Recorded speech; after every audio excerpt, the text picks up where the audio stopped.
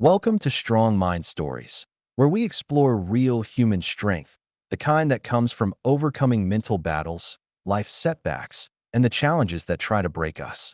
If that speaks to you, hit that like button and subscribe so you never miss a story. I actually read every comment, so drop your thoughts below, and if you have a story idea or a challenge you'd love to see explored, I want to hear it. Let's get into today's story. Everything unsent. The box was at the back of her mother's closet, behind a winter coat that still smelled of cedar and a lifetime of careful distance. Jess almost didn't open it.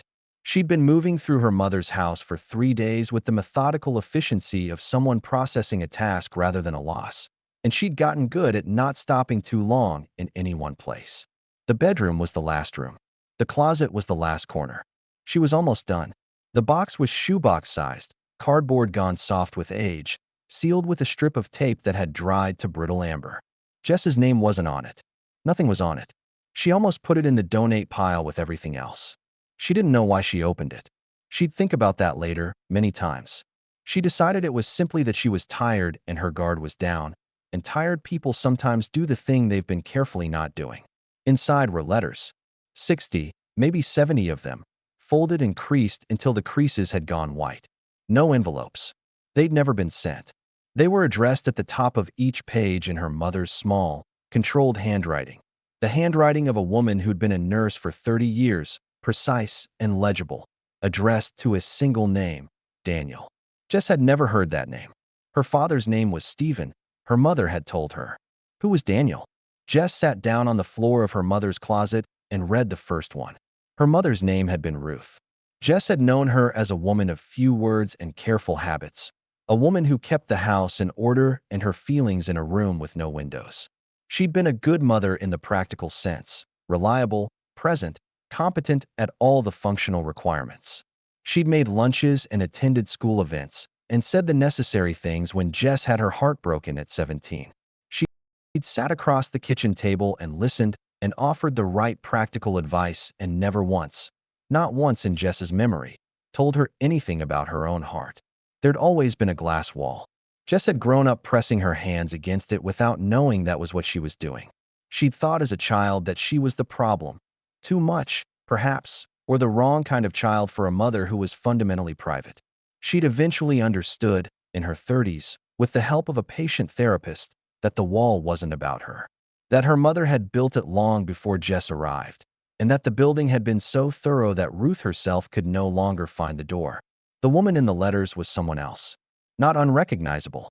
The precision was still there, the careful language, the nurse's habit of exact observation. But underneath it was a heat that Jess had never once seen in her mother's face. The first letter was undated and began simply. I've been thinking about the way you laughed at Carol's kitchen table that afternoon in September, and I haven't been able to stop thinking about it since. And I'm aware that's a ridiculous thing to admit to a piece of paper that will never go anywhere. But here we are. Jess read that first letter 3 times. Then she read all 62 that came after it, on the floor of her mother's closet, until her legs went numb and the light through the window shifted from afternoon to early evening.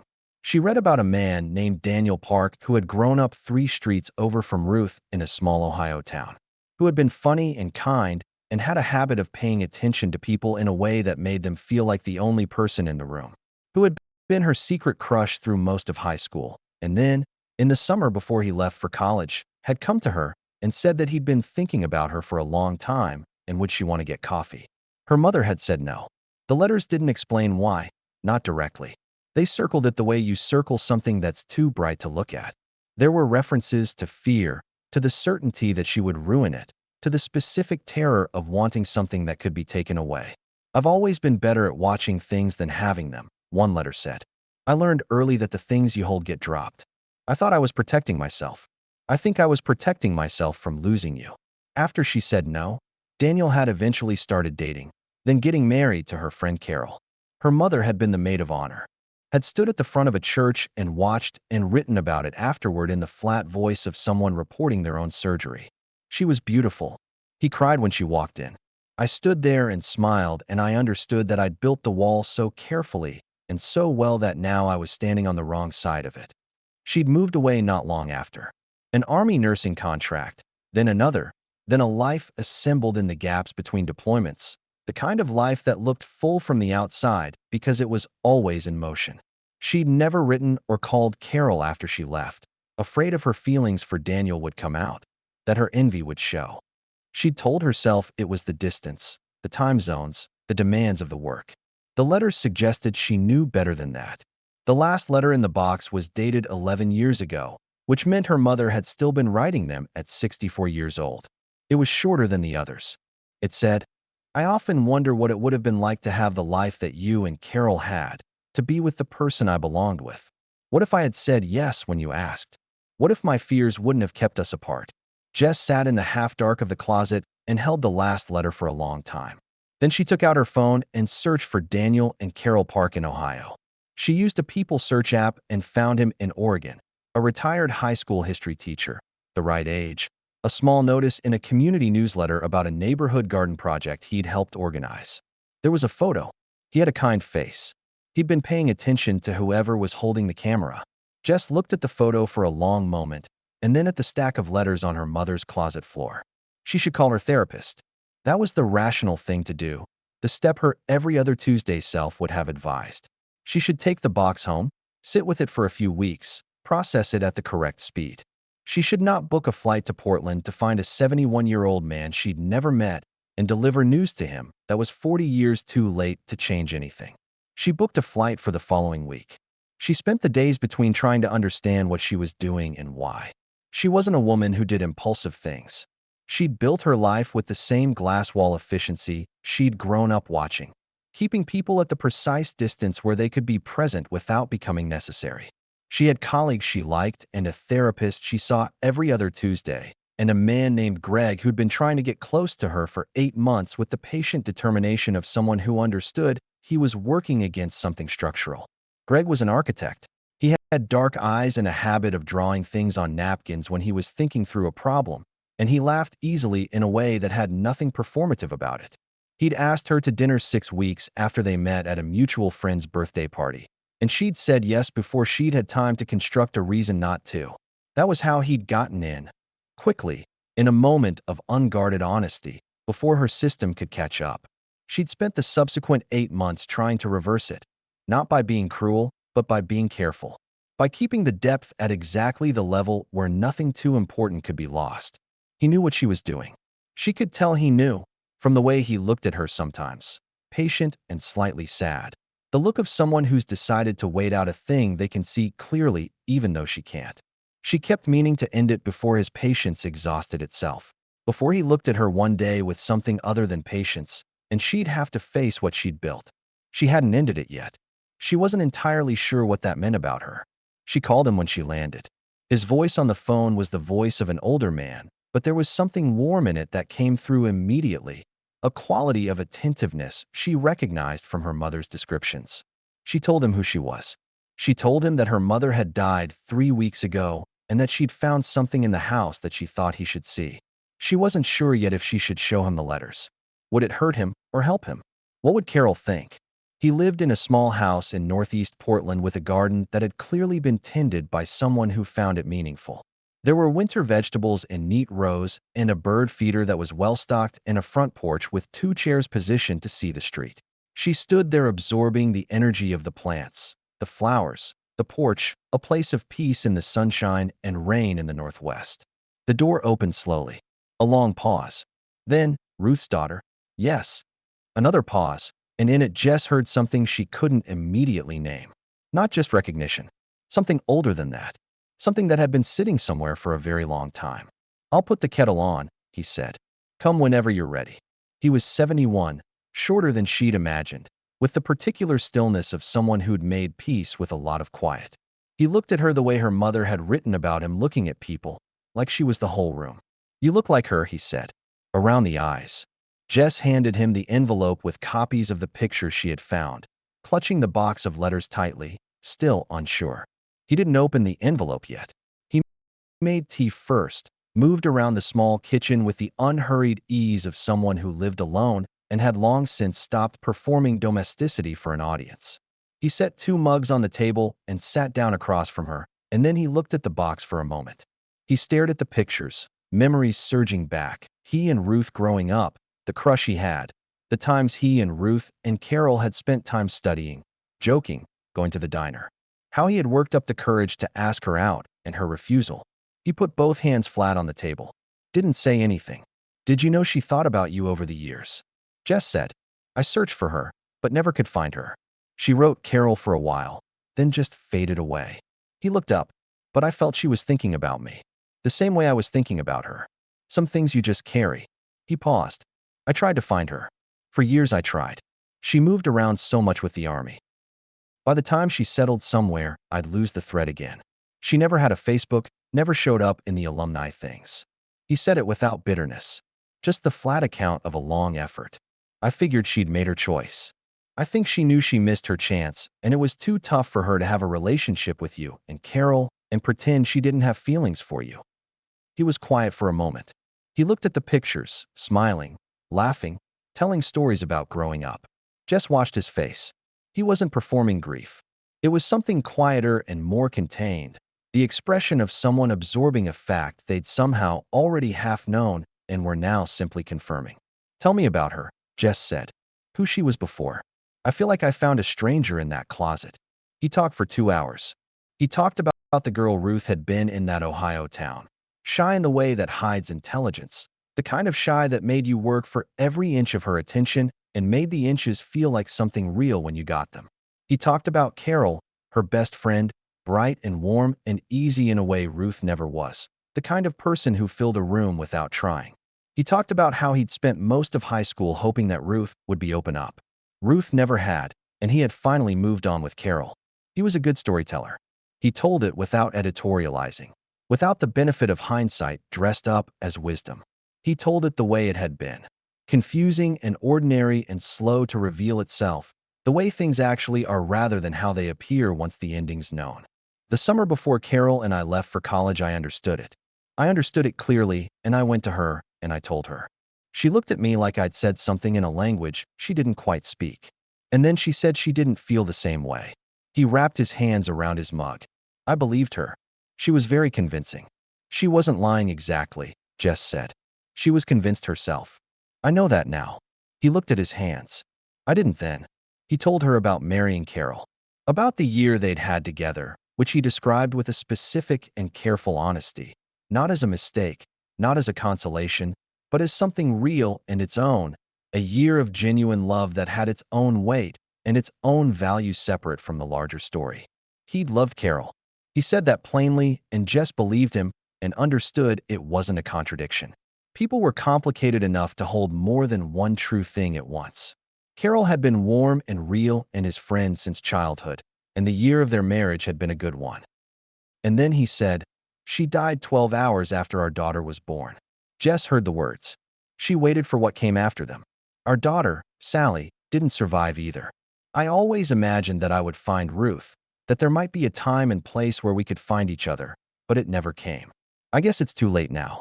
He said it the way you say things you've had 40 years to learn how to say, not easily, but with the fluency of long acquaintance. His hands were still wrapped around the mug. He didn't look away from her. It was February. 40 years ago this February. The room was very quiet. Jess looked at the box between them on the table. 63 letters. 40 years of them. All of them written to a man her mother had believed was living the life she'd stepped aside from. Living it well, presumably. Raising children, growing old beside the woman who'd gotten the yes that Ruth's fear had made sure she could never give. Her mother had spent 40 years writing grief letters to a life she thought she'd forfeited. She'd had no idea she was writing to a man who was just as alone as she was, who had been alone almost from the beginning. Jess felt the understanding arrive like cold water, like a slow fall, the specific vertigo of seeing a thing clearly for the first time. She didn't know, she said. I don't think so. We'd lost touch by then. His voice was quiet, controlled, but not cold, the voice of someone who'd learned to carry something without letting it crush them. I looked for her after. I needed to tell someone who'd known Carol, someone who'd understood who she was before. But Ruth was already moving. Army base to army base. I'd get an address and send a letter, and it'd come back. He turned his mug once on the table. After a while I stopped. I told myself she'd made a life. I didn't want to drop grief on a life I couldn't see. Neither of them had known the other was alone. He'd spent 40 years looking at an empty chair on a porch. She'd spent 40 years writing letters to an address she couldn't bring herself to find. Each of them convinced the other had moved past it, past them, into a life that had no room for what might have been. Each of them so careful not to impose.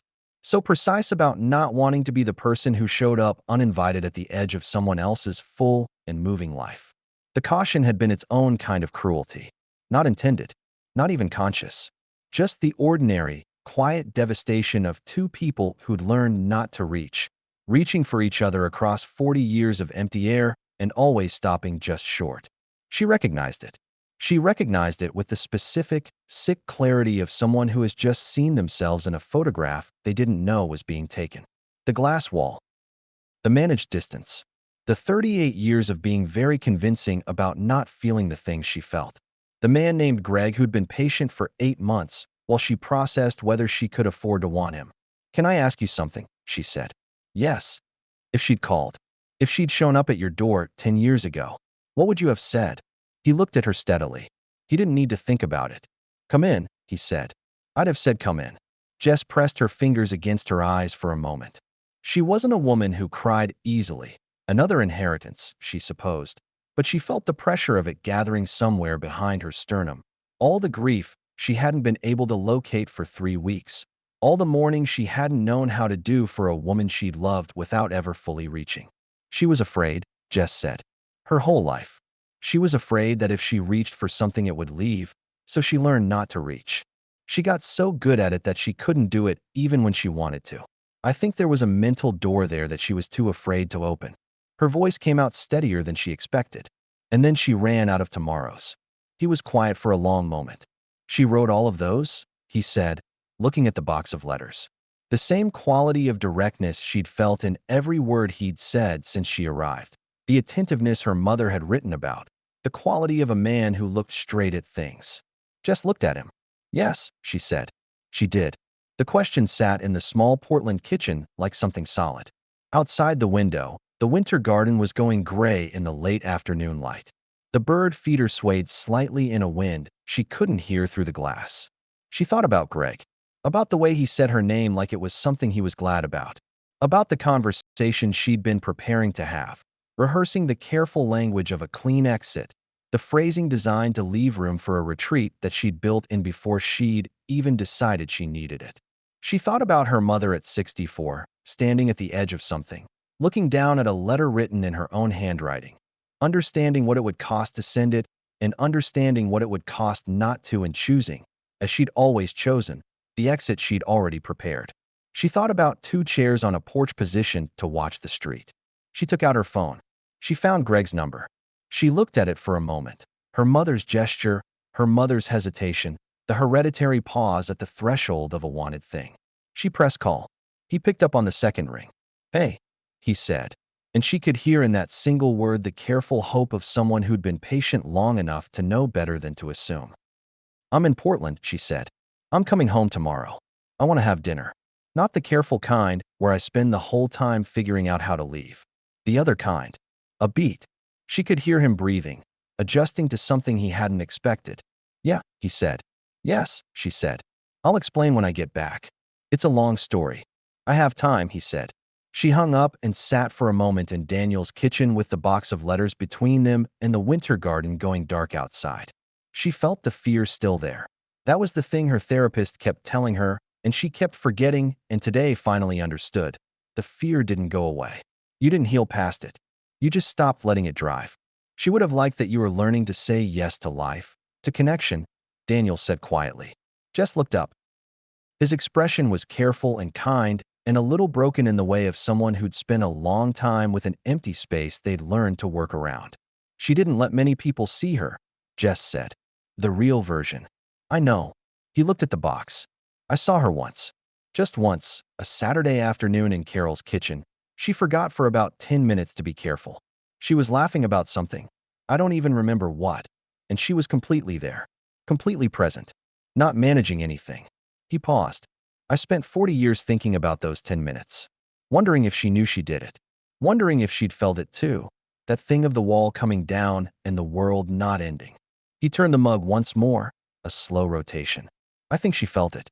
I think that's what frightened her most of all. Not that something bad would happen if she reached for what she wanted, but that something good would, and then someday it would be gone, and she'd know exactly what she'd lost. Jess looked at him. She recognized something in what he'd said that she'd never heard put that way before. The specific mechanics of it. The way the fear wasn't really of the loss, but of the knowing. You couldn't mourn a thing you'd never had. You could survive the absence of something you'd never held. But once you'd held it, once you knew the specific weight of it, the losing became a precise and named thing. And her mother had decided, early and completely, that precision was the one kind of pain she couldn't survive. So she'd settled for the vague, durable ache of never knowing, which had turned out to be its own precision. That's it, Jess said. That's exactly it. He looked at her. She taught me the same thing, Jess said. I didn't know she'd taught it to herself first. Jess looked at the box of 63 unsent letters. 63 attempts to give someone the version of herself that only appeared in Carol's kitchen on one forgotten Saturday afternoon. 63 times she'd written it down and folded it up and put it in a box where it couldn't risk anything, couldn't be rejected, couldn't leave. The safest possible version of love. The most expensive possible version of love. Same result, she thought. Different method. Would you want to keep them? Jess asked. The letters. He looked at the box for a long moment. His expression moved through several things. Yes, he said. I would. She slid them across the table. He put his hand on the box and didn't open it. He just held it, the way you hold something you've waited a long time to hold, with the particular stillness of someone making sure it's real. Thank you for coming, he said. Thank you for being findable, she said. She drove back to the hotel in the Portland dark, through streets that were wet and lit and full of other people's ordinary evenings. She thought about her mother driving army base to army base for 30 years, accumulating the distance that looked like freedom, building the motion that looked like a life. She thought about the notepad by the phone.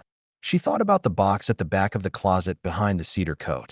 She thought about 10 minutes in a kitchen when Ruth had forgotten to be careful and someone had seen the whole of her and spent 4 decades thinking about it. How long had it been since Jess had forgotten to be careful? She tried to remember a moment when she'd been fully present without half of herself already measuring the exits.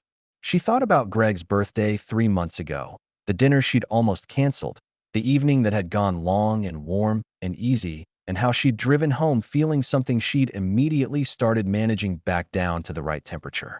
The careful dimming, the instinctive self-correction.